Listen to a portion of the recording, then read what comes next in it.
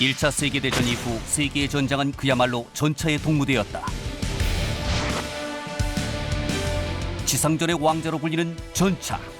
강한 화력, 빠른 기동력, 철통 같은 방어력. 수많은 보병의 운명을 짊어지고 전쟁의 시작과 승패를 결정짓는 최강병기가 바로 전차다. 세계전쟁 역사상 유례를 찾기 힘들 정도로 일방적으로 진행됐던 6.25 전쟁. 그야말로 파죽지세로 진격했던 북한군의 선봉에 선 것은 소련제 T-34 전차였다.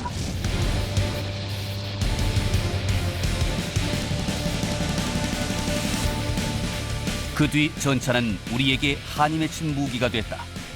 적에게 일방적으로 당하던 아픔을 딛고 자주 국방을 이루기 위해 우리나라는 1970년대부터 지금까지 전차 개발에 매진해왔다.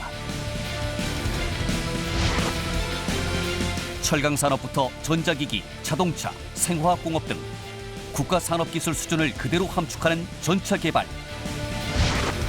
우리는 과연 어떻게 그 대열에 오르게 됐을까? 대한민국 전차 개발사 그 첫 번째 이야기. 지상전의 왕자 전차를 만나본다.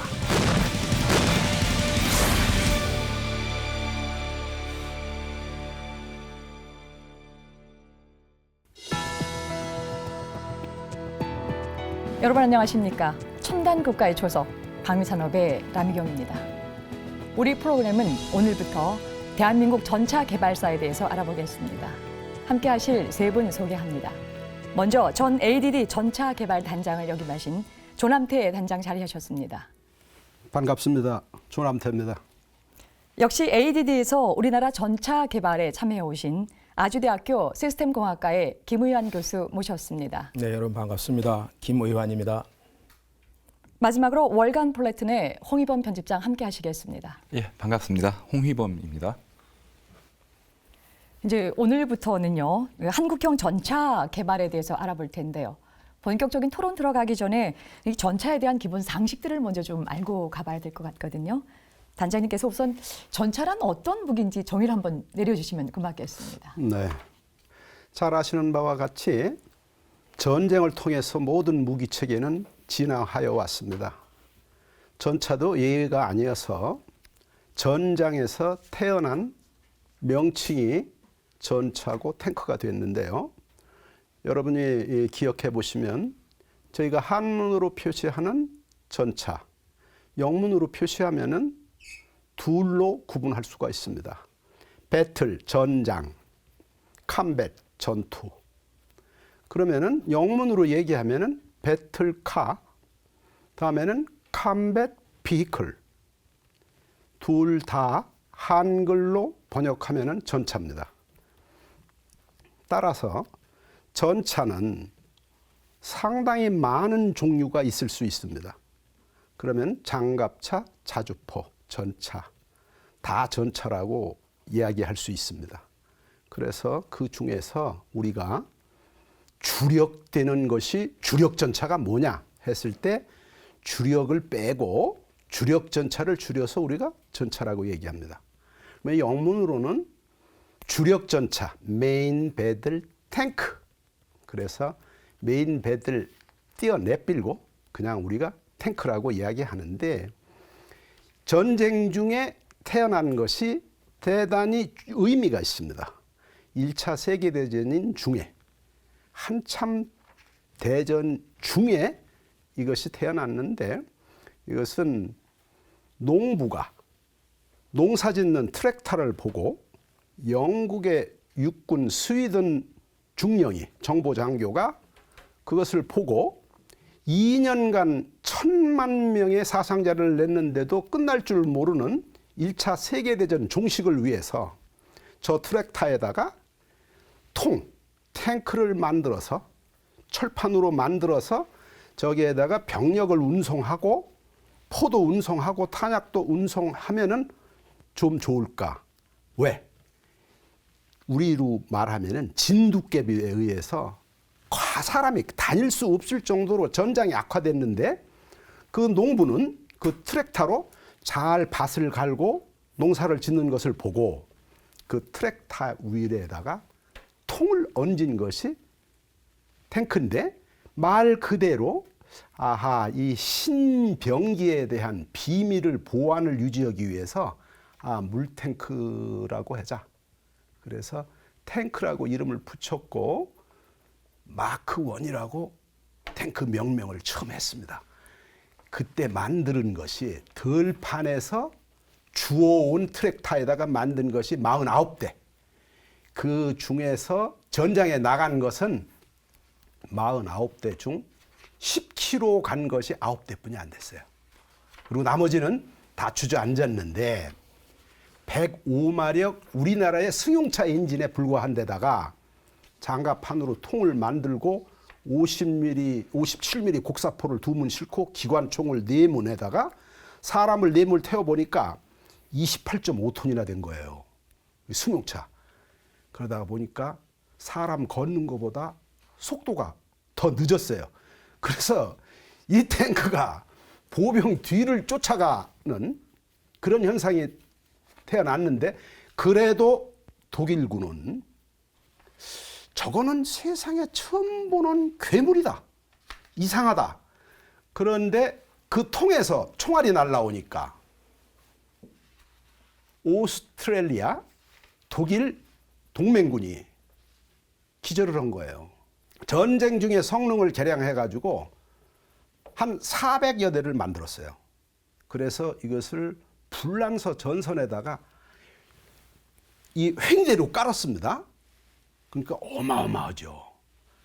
그것이 그 뒤에, 그 탱크 뒤에 영불 연합군의 병력이 뒤에 서 있고, 그것이 굉음을 내고 전진을 하면서 기관총을 쏘니까 독일 동맹군이 손을 들었어요. 그런데 실제적으로 그 탱크의 위력이라는 것은 진짜 보잘것없었어요. 그래도 탱크의 위력이 인증이 되면서 1918년, 1920년 2년 동안에 영국, 불란서, 독일, 미국, 소련이 제일 늦게 탱크 개발에 참여했습니다. 이 5개국이 72종의 탱크를 만들어서 2차 세계대전은 일어날 수밖에 없었어요. 정말 됐습니까? 알겠습니다. 예. 이제 간단하게 이제 개념 혹은 또 정의를 이제 내리고 이제 듣자 했는데 2차 세계대전까지 좀 진행이 됐습니다. 이제 다시 좀 요약을 좀 해볼 텐데요. 그 이제 기본적인 정의를 바탕으로 해서 이제 오늘 좀 토론 전개하는 과정인데요. 편집장님, 예. 그렇다고 한다면 지금 이제 이 전차에도요 여러 종류가 있을 것 같거든요. 예. 이제 어떤 기준, 분류하는 방법에 따라 좀 다를 것 같은데 우리 시청자들의 이해를 돕기 위해서 좀 설명을 부탁드리겠습니다. 예.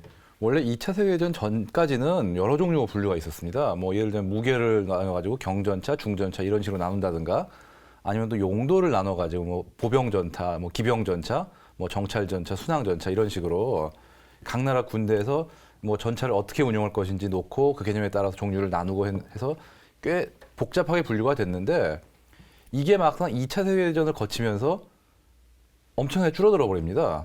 왜냐하면은 전쟁 전에는 사실 진짜 직접 전투를 겪은 게 아니라 1차 세계대전 때 겪은 경험을 외에는 사실 경험 없이 다 탁상공론만으로 앞으로 전쟁을 하면 이렇게 전차가 쓰일 것이다 그런 식으로 머리를 굴려가지고 분류를 했는데, 막상 전쟁터에 그렇게 분류해서 만든 전차를 갖고 와 보니까 결국 전차에 요구되는 성능이라는 게 대부분 비슷합니다. 왜냐하면 일단 기동력 확보해야 되는데, 그렇다고 방어력도 무시할 수 없고 또 공격력도 필요하고, 예를 들자면은 2차 대전 이전에는 뭐 나라에 따라서는 전차는 이제 전차끼리 싸울 일이 없고 적 보병이나 뭐 적 대전차포 진지하고만 싸울 거다 그런 식으로 생각해서 적 전차하고 싸운 기능을 별로 중시하지 않는다든가, 그런 식으로 머릿속을 막 굴려서 하니까 막 분류를 해놓고 보는데, 막상 실전이 되어 보니까 결국 전차하고 전차끼리 싸우는 일도 많고, 또 뭐 전쟁 전에 했던 어떤 분류 기준에 따라 만든 어떤 전장 상황이 실전에서는 전혀 그렇게 안 돌아가더라는 거죠. 결국 그렇게 돼서 전쟁 중에 전차를 개량한 방향이 다 어떤 용도나 그런 걸 떠나서 어느 정도 일괄적으로 기동력도 강화하고 장갑도 강화하고 화력도 강화하고 그런 식으로 가다 보니까 결국은 전쟁이 끝나고 보니까 분류라는 게 크게 의미가 없어진 겁니다. 다들 어느 정도 비슷비슷한 수준의 화력이 가고 장갑도 가고 또 기동력도 어느 정도 비슷해지니까 결국은 이제는 어떤 그런 용도를 가지고 막 자세히 분류하지는 말고 전차는 기본적으로 하나의 종류, 그러니까 주력 전차로 통합하자 이런 식으로 이제 방향이 가면서 이제 한 60년대, 50년대 같이 60년대 이러면은 이제 거의 전차의 종류는 한두 가지 정도로만 끝나게 됩니다. 그렇게 해서 이제 주력 전차 시대가 탄생하는 거죠. 아, 예, 그렇군요. 단장님, 그렇다고 한다면 이 모델에 따라 좀 다르겠지만요. 그렇죠. 전차 안에 한 대에 몇 명이 또 탑승할 수 있는지, 또 그리고 실전에서 전차가 어떤 역할을 하는지 이 운용본에서 좀 설명을 좀 부탁드리겠습니다. 네. 지금과 같은 전차의 형태가 나타난 것은 2차 대전 시에 전차의 개념, 전차의 전술 개념이 완전히 2차 세계대전에 이루어졌어요. 그 당시에 전차전, 기계화 보병과 합동작전을 할 수 있는 이 전차전에 대한 개념이 형성됐을 때는 이제 전차장, 조종수, 탄약수, 포수 혹은 부조종수라고 얘기하던가 통신병이라고 해서 5명이 탔습니다. 이러던 것이 과학기술 발전하고 다음에는 전술 개념이 바뀌고 그러면서 뭐가 어떻게 됐냐면 승무원 수가 줄기 시작했어요. 그래서 그동안에는 사격 통제 장치, 포의 장전 장치라든지 장갑 보호에 따라서 파워팩 능력 이러한 것을 전부 고려해서 전차의 중량이 제한을 받기 시작을 하면서 승무원 수까지 줄게 됐어요. 그래서 지금은 3명, 앞으로 2명의 전차가 나오는데 무포탑 전차가 나올 겁니다. 포탑이 없는 무인, 무포탑의 전차는 곧 출현합니다. 더 나가서 지금 탱크의 절반 정도 되는 27, 8톤, 30톤 되는 전차에 무인 전차가 나올 가능성이 있습니다. 그러면 거기에는 지금과 같은 무거운 포, 탄이 아닌 가벼우면서 파괴력이 강력한 전자열포, 전자포라고 알려져 있는 전자열포나 레이저포 이러한 것들을 얹어서 아주 경량화하고 적은 전차 이렇게 되면 앞으로 곧 나올 전차는 차체에 2명만 탈 겁니다. 2명 타는 아주 소형 무인 포탑 전차가 곧 출현합니다. 다음에 머지않아 15년 내지 20년 내에는 확실하게 27, 8톤 이하의 사람이 안 타는 전차가 나옵니다. 이 정도 나온다라고 그러면은 괴물이라고 봐야 되겠죠. 예, 방금 전에 드렸던 질문 중에 하나가 실전에서 이 전차가 어떤 역할을 하게 되는 겁니까? 예, 아주 중요한 질문하셨는데요. 예, 결국 전쟁이라는 것은 보병이 들어가서 전장을 청소하고 깃발을 올려야 전쟁이 끝납니다. 보병이요. 전차가 들어가서 빗자락질하고 전장 청소를 못하겠죠. 시체를 치고 그렇죠? 불 진압 못합니다. 탱크는 불 질르면 질렀을까? 못합니다. 그렇다고 그러면은 가장 희생이 많았던 보병의 생존성을 보장할 수 있는 방법은 지상에는 탱크뿐이 없다. 이렇게 생각을 한 거예요. 그래서 뒤에 말씀드리겠습니다만 전투기 조종사가 전쟁을 끝나고 내려왔습니다. 잠수함에서 물속으로 나왔어요. 사랑했던 가족과 집이 날아가고 없어요. 군인이라는 것은 국민의 생명과 재산을 지키기 위해서 내 몸을 던졌어요. 국민의 생명과 재산 속에 내 가족이 들어있어요. 그렇죠? 네. 예, 국민의 생명과 재산 속에 내 가족이 들어있는 거예요. 결국은 그렇다고 그러면은 나는 누구의 생명을 지킨 것이냐라고 하는 질문이 나와요. 군인들 자기들끼리. 그렇다고 그러면은 무슨 욕을 했겠습니까? 전투기 조종사와 잠수함 해군은 내가 마음 놓고 물속에 들어가서 적과 전투를 할 테니까 지상에 있는 내 가족을 안전하게 지켜주라.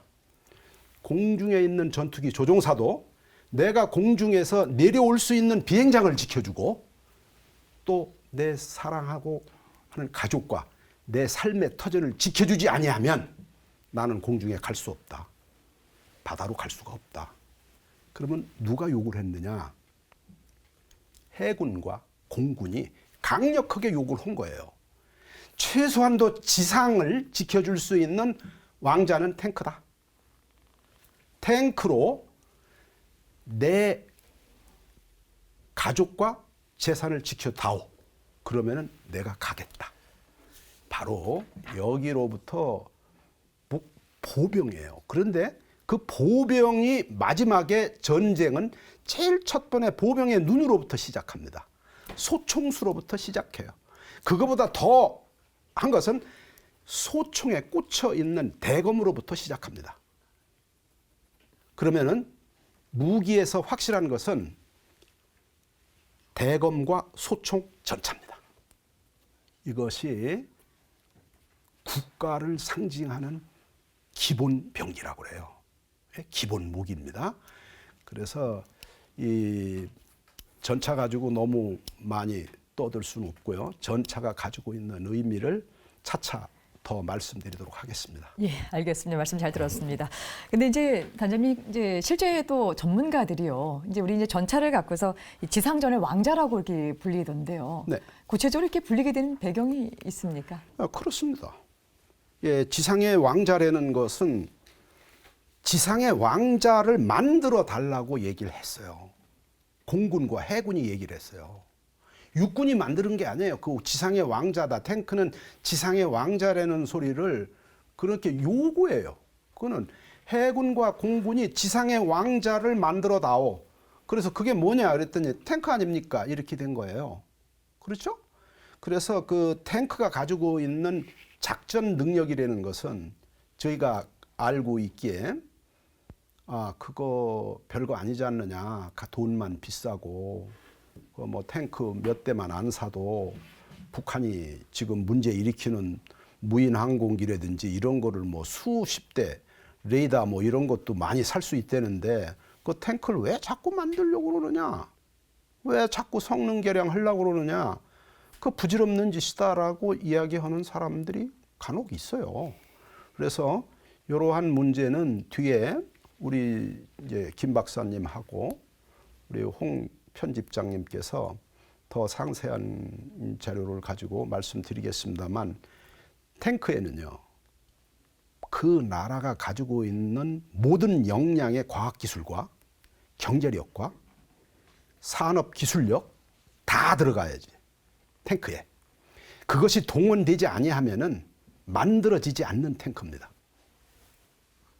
만들 수가 없어요.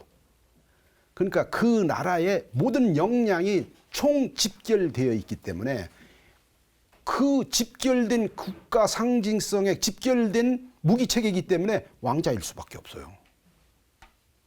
그러면은 핵무기, 생물무기, 화학무기, 우리가 지금 소리 얘기하는 WMD, 예, WMD를 제외한 무수히 많은 육해공군 무기 체계가 있습니다. 그러나 아직도 군이 가장 두려워하는 것은 육해공군 공이 핵무기를 제외한다면, 즉 대량 살상 무기를 제외한다면 탱크를 가장 두려워합니다. 그렇기 때문에 왕자죠. 예, 알겠습니다. 그 대량 살상 무기를 제한 모든 부분에 있어서 가장 두려워하는, 그렇기 때문에 지상에서의 왕자라고 이제 별명을 이제 붙이겠다는 말씀을 좀 주셨는데요. 네. 마찬가지 한 번 더 질문 좀 드리겠는데요. 이제 무기 전문가이신 우리 그 홍희범 편집장님도 예. 예, 같은 질문 드릴게요. 왜 이 전차가 이 지상전의 왕자라고 불리게 되었습니까? 예. 일단 지상전에서 거의 전차를 대적할 만한 어떤 다른 무기체가 없다고 봐도 무방합니다. 물론 뭐 대전차 무기라든가 그런 식으로 전차에 대응할 수 있는 무기는 있는데 1대1로 똑같이 대처한다 그러면은 힘들죠. 왜냐하면은 무기라는 이제 전차 갖고 있는 요소는 3개 요소입니다. 기동성, 방어력, 공격력. 문제는 전차 수준으로 이 세 가지가 모두 강력하게 갖춰진 무기 체계가 없어요. 뭐 보병은 말할 필요도 없고 장갑차 같은 경우도 무장하고 방어력이 전차한테는 상대가 안 되는 거고 뭐 그 외에 어떤 더 장갑 둘러지는 트럭이나 자동차 같은 거 말할 필요도 없고요. 설령 대전차 무기를 이용해서 전차를 격파하려고 한다 그래도 당장 그런 대전차 무기를 가져오는 자체가 이미 뭐 뒤에도 얘기하겠지만 일종의 압박이 될 수가 있고요. 무엇보다도 이 전차가 작정하고 집단적으로 기동을 해서 어딘가를 뭐 공격을 하든 방어를 하든 그럴 때 그거를 막기 위해서 소요되는 전력이라는 게 엄청납니다. 뭐 방어하는 공격을 할 경우에는 방어하는 쪽은 방어하는 쪽대로 뭐 보병이든 뭐 항공이든 기갑이든 포병이든 있는 전력을 다 동원해야 되는 거고 방어든 공격이든 그거를 대처하는 입장에서는 굉장히 큰 부담이 돼버리죠. 뭐 그러다 보니까 자연스럽게 이게 지상전에서 전차가 어떤 지상전 주도하는 어떤 왕자다 그런 평가를 받을 수밖에 없을 것 같습니다. 예. 두 분 말씀 이제 듣다 보니까 정말 강력하게 또 지상전에서 이제 꼭 필요하고 이제 어떤 막강한 이런 이제 전력을 과시하고 있는 것 같습니다. 네, 조금만 저 설명드리면요. 예. 결국은 뭐냐면요. 이 전장에서 전장에 갔던 내 형제가 전차를 타고 집으로 돌아왔다는 얘기는 전쟁을 승리했다는 얘기예요. 예. 결국은 뭐냐. 장비와 병사가 함께 살아올 수 있도록 과학 기술적으로 보증을 해야 돼요. 예. 너는 이 전차를 타고 나가면 틀림없이 살아서 돌아온다. 적의 전차를 부수고 살아서 돌아올 수 있도록 내가 과학 기술적으로 전차를 설계해서 만들어 주었으니 아무 걱정하지 말아라. 마음 푹 놓고 배운 대로 나가서 싸우고 오거라. 절대로 너는 살아서 돌아오게 돼 있다. 이거를 보장을 해야 돼요. 예. 보장. 예, 그렇죠? 알겠습니다. 이것이 그 탱크가 가지고 있는 건데 조금 더 말씀드려요. 그래도 맞으면 뚫어져요. 창을 이길 방패가 없어요. 창은 못 이깁니다. 절대로 창을 막으려고 그러면 안 되고 창이 날아오는 방향으로 가질 말아야 돼요. 우선 첫째, 가질 말아야 되고 날아오는 방향으로 가려고 그러면은 창을 알고 가야 돼. 창이 날아오지 못하는 데까지 접근을 해야지 창이 날아오는 안으로 가지 말아라. 즉, 적 전차의 사거리 내에 들어가지 마라. 그러려면 어떻게 해야 되냐. 적 전차가 1.5km면은 나는 사거리가 2.5km 정도는 돼야 적 전차 사거리 내에 안 들어가고 밖에서 전차를 공격할 수 있다. 그래서 사거리를 늘려주는 거예요. 네? 그렇죠? 그런데 가만히 생각해 보세요. 나 교수님. 갑자기 나타난단 말이야. 이게 돌연표적이라고 그러잖아요. 근데 그것도 전차가 갑자기 나타나면 안 돼요. 갑자기 나타날 전차를 보고 있어야 돼요. 예. 그렇죠? 예. 그렇기 때문에 요새 전차는 IT 전차예요. 예. 진짜 괴물 전차고 예, 단장님, 보이지 않게 그 하려고 부분은 그러면 뒷부분 가서 조금 더 얘기를 좀 나누겠습니다. 스텔스 있죠? 예. 스텔스까지 전차에 와 있어요. 예, 단장님 지금 이제 정해진 시간에 저희가 좀 해야 되기 때문에 네. 질문 조금 이제 좁혀서 갈 때 네, 네. 말씀을 드리고 그때 네. 또 기회 또 드리겠습니다. 네. 여러분께서는 지금 첨단 국가의 초석 방위산업을 시청하고 계십니다. 육상 전력의 핵심 전차. 제1차 세계대전의 승리 요인은 바로 영국의 해군이 만든 전차였다. 세계대전에서 첫 전차전이 시작된 이후 독일과 미국, 영국 등 강대국들은 일제히 전차 개발에 나섰고 첨단 기술의 시대인 21세기에는 전차 또한 첨단 기능으로 더욱 강력해졌다. 독일 차기 주력 전차 레오파트 2A7. 신기술을 적용한 티타늄 합성 장갑으로 무게는 가벼워지면서도 방호력은 증강됐으며 측면과 후면에까지 장갑을 증가시켰다. 주포는 신형 L60 구경 120mm 전열 화학포로서 관통력과 파괴력이 더욱 강력해졌다. 전차의 기본인 기동력, 방호력, 공격력을 모두 갖춘 명품 전차로 평가받고 있다. 미국의 M1 시리즈 개량형인 M1A2 SEP. 다양한 실전 경험을 거친 미 육군의 주력 전차이며 주한미군에도 도입됐다. 기본 재원은 120mm 활강포에 63톤, 최고속도 67km. 특히 전투 정보 처리 기술이 월등해서 교전 전에 적군에 대한 정보를 미리 수집하고 전투를 유리하게 이끌 수 있다. 영국의 주력 전차 챌린저2. 1200마력 엔진을 장착, 최고 속도 56km, 74톤의 복합 장갑을 채용해서 최강의 방호력을 입증받은 전차다. 특이하게 활강포가 아닌 55 구경장 120mm 강선포를 사용해서 자체 개발한 포탄을 사용한다. 세계 최강의 전차들의 견주어도 손색이 없다는 평가를 받고 있는 육군의 차세대 주력 전차인 K2 흑표. 지금까지 우리 군에서는 찾아볼 수 없는 강력한 화력을 자랑하며 기존의 K1 전차보다 더 길어진 120mm 55 구경장의 포신에서 강력한 포탄을 쏟아내며 전장을 지배한다. 여기에 자동 장전 장치를 통해 운용 병력의 숫자를 줄여 효율성을 높이는가 하면 표적 자동 탐지 추적 장치, 전술 정보 처리 장비 등 첨단 장비를 갖추고 있다. 맨몸으로 화염병을 들고 북한 전차에 맞섰던 6.25 전쟁. 그 뼈아픈 기억을 바탕으로 지난 40년 동안 기갑 전력을 크게 강화했고 드디어 제4세대 최고 전력의 전차 K2 흑표를 개발하기에 이른 것이다. 네, VCR 영상 잘 봤습니다. 예. 이제 전차를 이제 개발하거나 이제 생산하기 위해서요. 어떤 기술이 필요하고 기본적인 산업 기반은 어떤 것이 좀 있어야 될까요? 글쎄요, 그냥 종합적으로 한마디로 말씀드리면 그 나라의 종합적인 그 공업, 중공업 기술이 다 들어간다고 생각을 하시면 돼요. 이제 그거를 좀 이제 뭐라 그럴까요? 제 나름대로 이제 알기 쉽게 표현을 하자면은 전체 출현 당시에 어떤 기술이 필요했는가를 보시면 쉽게 좀 이해가 되지 않을까 싶은 생각이 듭니다. 당시 내연기관이 개발되고 그 다음에 거기다 이제 트랙이라는 개념이 들어왔어요. 바퀴 대신에. 그래서 그랬더니 그 트랙이라는 것이 내연기관의 동력을 이용을 해서 이렇게 막 그 부정지, 평평하지 않은 길들을 잘 가더라. 그럼 이걸 전쟁에 이용할 수 있는 방법이 없을까? 그래서 이제 그 당시에 그 참호를 건너가야 되는 그런 이제 긴박한 그런 입장에 있었는데 참호를 건너면서 그 다음에 또 적이 쳐놓은 이 철조망도 부시고 넘어갈 수 있어야 되고 뭐 이런 아이디어가 생긴 거예요. 그러다 보니까는 이 사람들이 그 전진을 하는데 그냥 노출된 상태에서 가면은 자기가 피해를 입지 않습니까? 그러다 보니까 거기다가 이제 철판을 씌우게 됐어요. 그래서 우리가 말하는 지금으로 말하면 장갑이라는 거죠. 그러니까 장갑이라는 걸 이렇게 씌우고 보니까 아 이제 우리가 그 철강을 이제 개발하는 기술이 있어야 되는데 이게 방탄의 성능을 가져야 되니까 어떻게 하면 가능한 한 가볍고 탄이 잘 막을 수 있는 탄을 잘 막을 수 있는 그런 철판을 만들까 이런 연구를 하게 됩니다. 그러다 보니까는 이제 그 굉장히 성능이 좋은 장갑 판재를 만드는 즉 철강 기술이 또 들어가게 되죠. 그러니까 벌써 제가 말씀드린 거 보니까 동력을 얻기 위한 엔진 기술이 들어가 있고 그다음에 동력을 전달해서 움직이게 할 수 있는 변속기 기술과 그다음에 땅과 접촉해서 할 수 있는 궤도 기술이 들어갔고 이게 다 공업 기술이죠. 그다음에 거기다 이제 철강 기술은 장갑에 예를 들면 들어갔어요.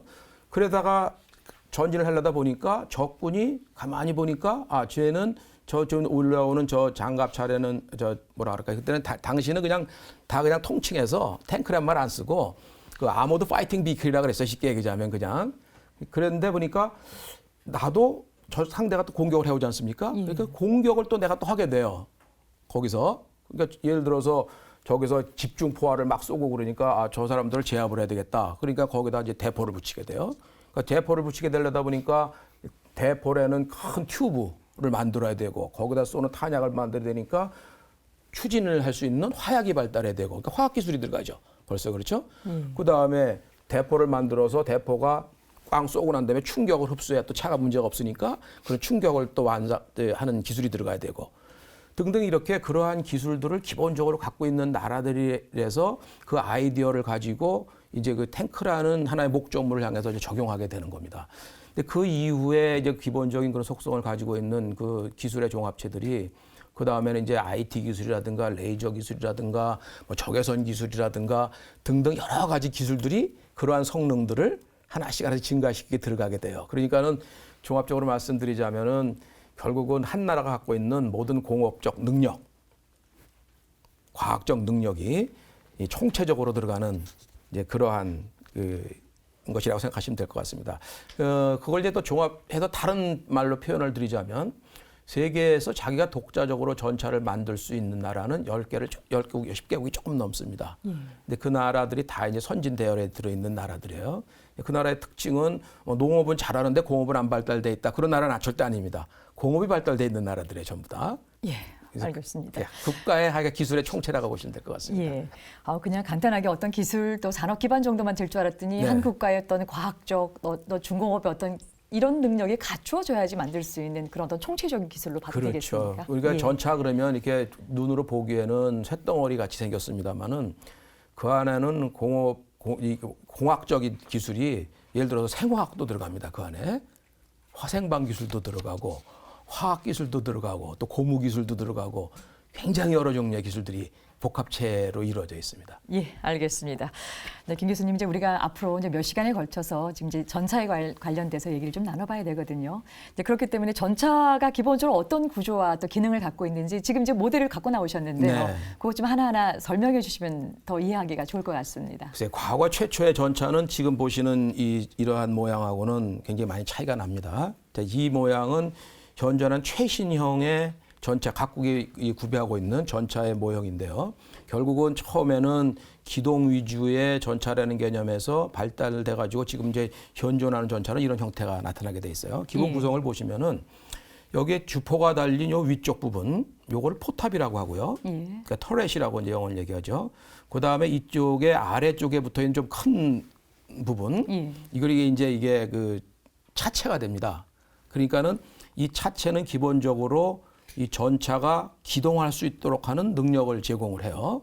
그러니까 이 안에는 기본적으로 뭐가 들어가 있냐면 엔진이라는 게 들어가고, 그다음에 조종을 할 수 있는 그 조종수가 들어가고, 그 다음에 이 지상하고 이렇게 또 이렇게 충격을 완화해야 되는 이 서스펜션이라는 게 들어가고요. 이 서스펜션이 게 여기서 보일 수가 않습니다만은 여기 보면 이제 바퀴들이 쭉 보이죠.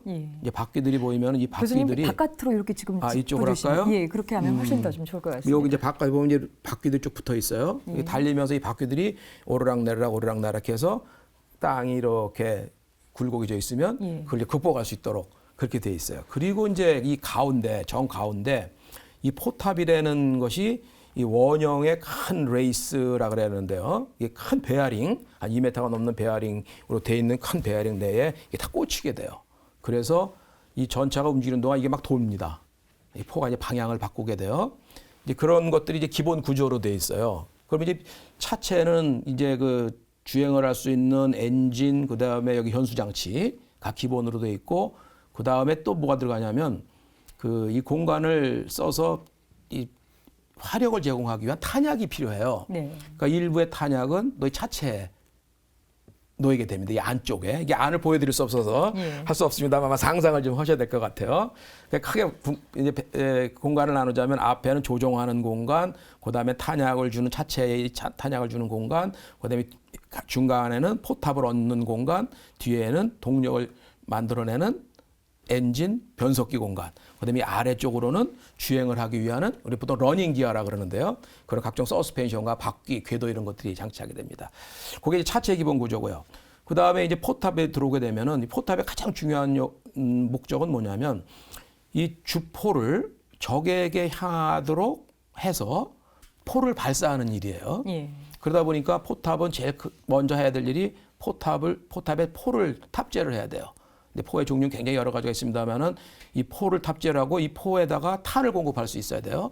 그러니까 아까 차체에도 탄이 있다고 했습니다만 포탑에도 일부 탄들이 들어가 있습니다. 그래서 급속하게 사용되는 탄들은 거의 다 이 포탑 안에 들어 있어요. 그래서 이제 그 포탑을 집어넣고 그 다음에 이제 이거를 넣어서 포를 장전해서 쏜다 그럴 때 이제 타겟을 봐야 되지 않겠습니까? 그러니까 타겟을 보기 위한 이런 것들이 조준경 장치들입니다. 여기 조금 있습니다. 조준경들이 있어가지고 이 조준경들로 타겟을 정확하게 볼 수 있게 해줘요. 그러고 난 다음에 이 내가 보는 타겟하고 이 포의 방향을 다 일치를 시키도록 돼 있습니다. 근데 여기도 이제 재미난 기술이 하나가 들어가는 게 있는데 현대 전차들은 거의 다 그 기능이 있습니다. 내가 타겟을 가만히 보고만 있으면 이 포탑이 돌아가지고 포가 딱 타겟을 지향을 해요. 그러면 조종수가 아무 방향으로 내가 운전을 하더라도 포는 하여간 딱 그 타겟만 보고 있어요. 그냥 그것이 이 포하고 조준경이 연동돼서 쓰는 그런 기술인데 그러게 들어가는 거기에 뭐 탄도 계산기, 전투를 통제하는 거, 각종 센서류 이런 중요한 그 부품들이 다 요 안에 들어 있습니다. 그 다음에 아까 말씀드린 탄약도 일부는 옛날 같은 경우는 이렇게 탄약 수가 있어도 병사 갖다 집어넣습니다만은 지금은 이제 그 교전을 시간을 단축하기 위해서 예를 들자면 여기 이제 그 탄약을 자동으로 집어넣는 장치 뭐 이런 게 들어가 있어요. 그러니까는 승무원으로서는 차체 조종하는 사람이 타고 그런 포탑을 운영하기 위해서 이 실제 교전을 하는 포수, 예. 건어라 그래요. 이 타고 포탑에는 또 하나가 누가 타냐면은 이 전차장이 탑니다. 전차장은 이 전차의 전체를 책임지는 사람으로서 관측, 명령, 그다음에 이 타겟 획득 이런 것을 하게 돼 있습니다. 그게 아주 그 기본 구조라고 보시면 될 것 같습니다. 예. 예, 이제 겉만으로 설명을 드려서 조금 이렇게 좀 그 전달 제대로 됐는지 모르겠습니다만은 이 내부가 훨씬 더 복잡하죠. 예, 겉보기보다는. 우선은 네. 이제 그때 보여지는 이제 구조와 기능적인 부분 설명하고 뒤에 네. 가면서 더 설명할 기회가 있을 것입니다. 아, 제가 그때- 하나 중요한 걸 빠뜨렸네요. 예, 말씀해 주시죠. 이제 기동을 하는 것, 화력을 제공하는 것까지는 했는데 전차는 이제 공격을 해서 적진을 뚫고 들어가지 않습니까? 예. 그러면은 이 전체적인 기능으로 갖고 있는 게 하나 있어요. 그게 뭐냐면 생존성 기술이라 그래가지고 내가 서바이벌 살아나야 되겠다.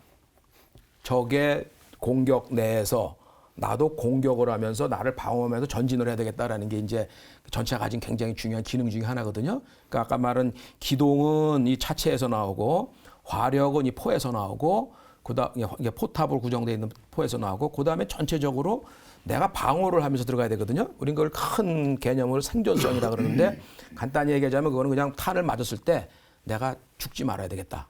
그런 거예요. 예. 그러니까 이 전체는 그 적의 위협이 다 왔을 때 또는 그 이미 오지 못하도록 하는 그런 기능들이 이 차 전체에 지금 포탑과 차체 전체에 부여되어 있습니다. 예. 생존성의 기술이 또 예. 그렇게 돼 있습니다. 알겠습니다. 네, 이제 김 교수님과 이제 같이 이 그 전차의 구조에 대해서 같이 알아봤는데요. 이런 전차를 우리 방위 산업이 어떻게 개발하고 어떻게 발전해 왔는가는 좀 차츰 알아보겠습니다. 그런데 무기 개발사를 좀 살펴보면요, 이 후발주자들이 좀처럼 따라잡기 힘든 핵심 기술이 있다고 들었습니다. 이 전차의 경우 가장 어렵고 가장 핵심적인 기술이 어떤 것인지 오늘 나온 세 분의 패널들께 공히 같은 질문 드려보겠습니다. 먼저 조 단장님께서 좀 말씀해 주시죠. 두 분께서 좋은 말씀 하시리라고 믿고요. 일단 탱크나 일반 자동차나 기술은 똑같습니다. 그런데 일반 산업용 자동차는 경제성이죠. 경제성이 우선입니다. 경쟁력이 없는 자동차를 개발할 리가 없겠죠. 그러나 무기, 전차에서는 적보다 낫지 않으면 적보다 생존성과 화력, 기동력이 좋지 않은 전차는 개발할 필요가 없습니다. 이것은 전투 효율 지수를 높이기 위해서 군사 안보, 국가 안보를 위해서 개발하는 전차 아니겠습니까? 그렇다면 아까 말씀드린 대로 국가 역량을 총 집결해서 개발해야 되는 전차인데 경제성 별로 안 따집니다. 가장 중요한 것은 우리 군의 생존성을 어떻게 보장하느냐에 따라서 무기 체계를 기술적으로 보장을 해야 되는데 기초과학으로는 수학, 물리, 화학, 생물 뭐 그럴 것이고 응용 과학 분야에서는 기계공학, 화학공학, 생명공학 다 들어옵니다. 전자, 컴퓨터 전부 동원되지 않으면 안 된단 말이에요. 그러나 아무리 기초과학과 공학이 훌륭하고 재료가 많고 기술을 많이 가지고 있다 하더라도 우리나라 속담에 구슬이 3마리라도 꿰야 보배다. 바로 나는 대한민국의 과학기술 역량을 가지고 적과 대응할 수 있는 무기를 개발하고 나는 자동차를 개발한다. 그렇게 생각하시면 체계 기술이 가장 중요하다고 저는 생각했어요. 즉 꿰매서 경쟁력 있는 승용차 개발하는 능력. 그렇죠? 그게 경쟁력이죠. 다음에는 북한 적의 전차를 제압할 수 있는 전차의 개발. 어떻게 할 것이냐. 그것은 체계 기술이라고 생각하거든요.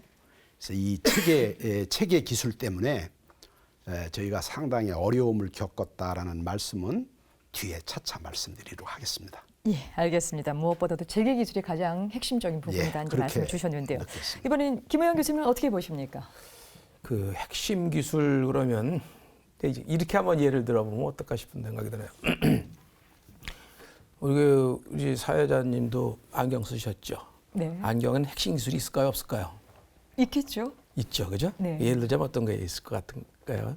뭐 잘은 모르겠지만 잘 보여야 될 것 같습니다. 잘 보여야 되죠. 안경이라는 거 우리가 맨날 쓰고 사는 거니까 일단 그 굴절을 보장을 해야 되고 그다음에 거기 이렇게 왜곡이 없어야 되고 가벼워야 됐던 뭔가 그렇죠? 그러니까 보기에는 다 똑같아도 그다음에 또 이 그 렌즈만 봐더라도 그런 특수한 요구 조건이 필요하죠. 여기 태도 마찬가지예요. 어떻게 다 부딪혀도 부러지지 말아야 되고 예. 변색되지 말아야 되고 또 가벼워야 되고 싸야 되고 뭐 그런 거예요. 네. 그러니까는 전차에 들어가는 기술이라는 게 뭐 특별히 뭐 어떤 것은 핵심 기술이고 어떤 핵심 기술이 아니다라고 말하기는 참 어려워요. 제가 보기에는 모든 게 다 핵심 기술인데 그 중에서 전차 기술의 특징적인 것은 뭐냐면 이게 상업적 용도를 갖고 있는 것이 아니기 때문에 많은 비용을 들여서더라도 그 기술을 개발을 해야 돼요. 그 요소 기술 문제죠. 그 예를 들어서 대포를 한번 예를 들어볼까요? 이 대포가 있으면 이게 굉장히 포신이 깁니다. 거의 6m가 되는 건데요. 6m가 되는 튜브를 이렇게 놔두면은 이게 어떻게 될까요? 이게 휘겠죠. 이게 저기 자중에 의해서. 근데 대포를 쏘는데 포가 휘어 있으면 포탄이 똑바로 날아갈까요? 아니요. 그렇죠. 네. 날아간다는 사람이 안 날아가는 사람. 근데 수학적으로 보면 근데 날아가게 돼 있어요. 근데 하여가 시작할 때는 휘어 있단 말이에요. 근데 이게 가만히 또 휘어 있는 게 아니에요. 가만히 있을 때만 이렇게 휘어 있다고 치는 게 아니고 움직이면 얘가 또 이렇게 떨어요, 이렇게. 그러니까 그 힘이 6m가 넘는 포신이 이렇게 진동 운동을 하는데 그 중에서 포를 탄을 넣고 발사 버튼을 누르면 그 흔들리는 포신을 포탄이 지나가면서 나가가지고 타겟을 맞춰야 돼요. 가만히 생각해 보시면 이 움직이고 있으니까 포가 일로 가기도 하고 절로 가기도 하고 하겠다는 생각이 원래 드신단 말이에요. 이런 것들을 컨트롤할 수 있는 기술. 그런데 일반 상용에서는 대포에 대고 탄 쏘는 사람 아무도 없죠. 모르겠습니다. 혹시 이렇게 뭐 사냥용 총에서도 그런 기술이 필요할는지 모르겠습니다만 그건 배럴이 짧아요. 길이가. 예를 들어서 한번 길어봐야 1m 정도 그렇죠. 되는 거니까 그런 문제가 별로 없어요. 예. 그러니까 그게 예를 들자면 그런 기술들. 그다음에 이제 탄을 아까 말씀드렸으면 탄이 쐈을 때 탄이 쏠 때 어떤 탄은 똑같이 만들었는데 예를 들어서 1km 나가고 어떤 거는 1.1km 나가고 어떤 것은 뭐 0.9km 나가고 뭐 이렇게 또 편차를 가질 수 있지 않습니까? 그러면 요거를 어떻게 항상 1km가 나가게 만들어야 내가 조준한 계획대로 정확하게 가서 떨어질까? 뭐 이런 것도 들어간단 말입니다. 이것도 핵심 기술이죠. 그러니까는 어떤 게 특별하게 핵심 기술이냐 이렇게 여쭈면 제가는 뭐 특별히 집어서 아닌 거가 있습니다라고 말하기가 참 어렵습니다. 예. 네, 그 정도로 이제 전차의 기본적인 핵심 기술은 모든 요소에서 전부 다 이제 들어있다고 이제 말씀을 이제 정리해도 될 것 같은데요. 이번에 홍익범 편집장님은 어떻게 보십니까? 뭐 사실 두 분 의견은 큰 차이는 없을 것 같습니다. 왜냐하면 사실 전차에 들어가는 기술 중에 이제 빠져도 된다라는 기술이 거의 없다시피 합니다. 하다못해 2차 대전 때만 해도 개념이 이게 정말 장갑하고 이 화력이 중요한데 엔진 기술 모자라니까 그러면 좀 느리게 가도 되지? 라든가 아니면 거꾸로 빨리 가야 되는데 근데 그러면은 엔진은 뭐 약하니까 그러면 장갑도 얇게 하고 호도 약해 해야지 그런 식으로 절충을 많이 했어요. 그런데 시간이 갈수록 보니까 이게 아닌 겁니다. 왜냐하면 절충을 하면 할수록 빠지는 그게 실제에서 문제를 일으키거든요. 뭐 60년대까지만 해도 그런 식으로 뭐 무게를 가볍게 해서 기동력을 높인다 그런 식으로 했지만 이제 70년대 이후에는 이제 그런 게 통용이 안 됩니다. 워낙 또 위협도 강해지고 거기에 더해가지고 이제는 생존성을 보장하려면 그냥 기존의 어떤 전체에 요구되던 엔진, 주포, 장갑 이 세 가지뿐이 아니고 IT 기술, 전자 기술, 광학 기술 뭐 이런 것들까지 뭐 없으면 안 되게 돼버렸습니다. 그렇기 때문에 굳이 어떤 핵심 기술을 따지자면 사실 뭘 빼려고 해도 뺄 수가 없는 상황인데 다만 이제 정말 하나를 집중적으로 해야 된다 그러면 제 생각에는 이제 조 단장님도 말씀하신 체계 기술입니다. 예를 들자면은 우리나라에서 엔진이 약하다. 그럼 정한되면 엔진을 수입할 수가 있습니다. 근데 문제는 그 엔진을 달아서 멀쩡하게 굴러가게 한다. 그건 또 별개의 문제거든요. 그다음에 또 예를 들면 또 야간 투시 장치하고 사통 장치가 있다. 그것도 수입할 수는 있습니다. 근데 문제는 수입해가지고 그걸 달아가지고 제대로 폴 맞게 하냐. 그것도 별개의 문제거든요. 이게 왜 이렇게 중요하냐면은 딱 그런 좋은 예가 있습니다. 인도가 지금 주력 전차로 아준이라는 전차를 개발을 어떻게든 했습니다. 근데 그게 개발 시작부터 완성까지 거의 30년이 걸렸어요. 왜 그러냐면은 이 사람들이 그 각 개별 기술들은 엔진이라든가 주포, 뭐 사통 장치 뭐 이런 개별 기술은 다 수입을 했습니다. 좋은 것들이에요, 전부. 독일, 프랑스, 미국 이런 데서. 예. 영국. 그런데 막상 완성을 해보니까 한 번도 제대로 굴러간 일이 없는 거예요.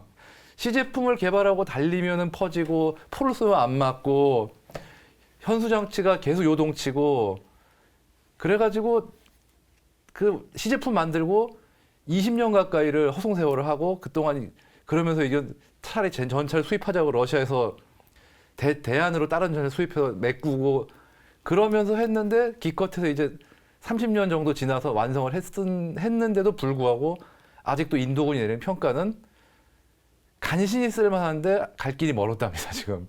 네. 어떻게 보면 지금 그게 왜 그러냐면은 체계 기술을 완성을 안 하고 일단 무조건 다 짜집기를 해가지고 만들면 뭔가 나오겠지라고 해서 그런 겁니다. 반면에 우리나라 같은 경우는 그런 기반 기술 자체를 같이 한 것도 있지만 중요한 체계 통합 기술을 K1 전차를 개발하고 K1A1 전차를 개발하면서 꽤 기초부터 착실하게 쌓았습니다. 그래가지고 K2까지 나온 거죠. 그러니까 인도에서 아준 전차 하나 개발하는 동안에 저희는 3개의 전차를 개발해서 완성해 실전 매치한 거니까 어떻게 보면 이 체계 통합이라는 게 굉장히 중요하다는 걸 알 수 있습니다. 그 면에서 저도 조금 네, 부연 말씀하시죠. 설명을 드리고 예. 싶네요.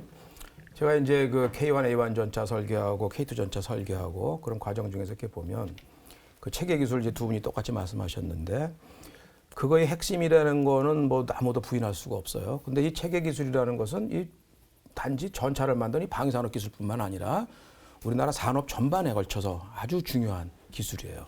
그 이제 다른 표현을 하자면 전차 가져가야 되는 기동 성능, 생존 성능, 화력, 공격력 이 세 가지가 있다고 치면 이 세 가지를 어떻게 밸런싱을 시킬 것인가. 과거에는 이게 화력이 더 중요하니까 화력을 세게 하자. 아니면 전차는 달리는 걸 잘해야 돼. 뭐 이런 게 있단 말이에요. 그 다음에 이런 것들이 다 상호 연관 관계가 있게 돼요. 그러면은 이 연관 관계에 있는 이 각종 그 기술적 요소들, 아까는 이제 그 연관 관계에 들어간 각종 컴포넌트의 핵심 요소 기술을 제가 예로 설명해서 주포를 말씀드렸는데 그걸 조합하는 방법, 이게 필요해지는 거예요. 예를 들어서 포신이 기니까 얘는 예를 들어서 최고 속도 70km를 달릴 때 쏠 수 있다 없다, 쏠 수 있게 만들려면 포신 길이가 6m가 넘어도 되느냐 안 되느냐, 이 절충을 해야 돼요. 그 다음에 장갑을 내가 굉장히 세게 해가지고 잘 맞게 만들고 싶다고 무거워지지 않습니까? 그러면 출력은 얼마로 해야 되느냐? 엔진은 또 이런 문제가 되니까 엔진 출력이 커지려면 엔진 커지죠. 엔진 커지면은 무거워지죠. 무거워지면은 바퀴가 더 많이 들어가야 되죠. 바퀴 만들면 궤도가 빨리 닳죠. 뭐 이런 일이 계속 이게 꼬리를 물고 이루어지게 돼 있어요. 그래서 그 전차뿐만 아니라 한 나라가 어떤 특정한 시스템을 만들어낸다 그럴 때 가장 중요한 핵심은 제가 봐도 뭔가 해도 시스템 기술입니다. 예를 들어서 컴포넌트를 다 내가 수입해다 쓴다 하더라도 시스템을 자기가 만들 수 있으면 그거의 지적 소유권은 파이널 프로덕트가 개발자가 가져요.